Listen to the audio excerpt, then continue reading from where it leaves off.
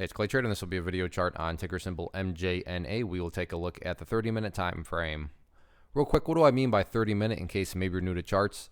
Instead of each one of these candlesticks here representing 1 day's worth of price action, which is what you would normally see, each one represents 30 minutes. So while this here may look like several days worth of time, it's actually just today's price action broken down into 30-minute time slices.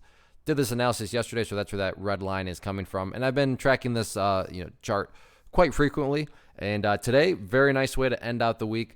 For those of you that watched yesterday's video, the key thing was, well, can the price get up above and break above that purple line there, which is the 50-period simple moving average, which had been, a thorn in the side of the bulls.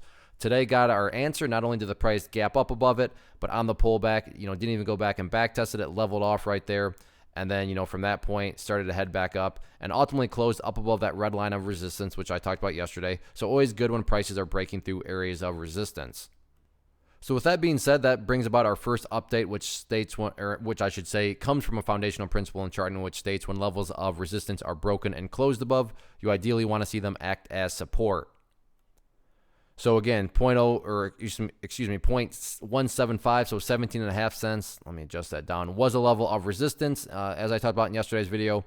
Today, with the price up above it, would now be considered an ideal area of support. I mean, Clay, what would make this chart look the best going forward? If the price can hold above 0.175, that would by far make the chart look the strongest. But by no means am I saying if the price, falls below it, that everything's ruined or anything like that. That's just the best case scenario. Going forward now from more so a bigger term perspective, you want to see the price start to get up above and stay, not get up above, but stay up above the purple line right there, the 50-period simple moving average. If the bulls can do that, then that line, as you can see, it's already started to do, but curl upwards. It's going to continue to curl upwards. And then if you kind of picture this as a trend line, obviously you want trend lines sloping in the upwards direction. And like I said, if you look closely, you can see it started to turn around, and it'll continue to turn around as long as the price is up above, that point right there. What about now future areas of resistance? Next key battleground, in my mind, sits right up there at 18.5 cents. So 18.5 cents, next public enemy going into next week. And we'll see if the bulls can get up there and do battle with it or not. But no doubt about it, after a very rough start to the week, bulls have made a nice comeback this final few days. So we'll see if this comeback continues into next week. One of the most popular questions I get is, hey, Clay, how do you find the stocks that you trade?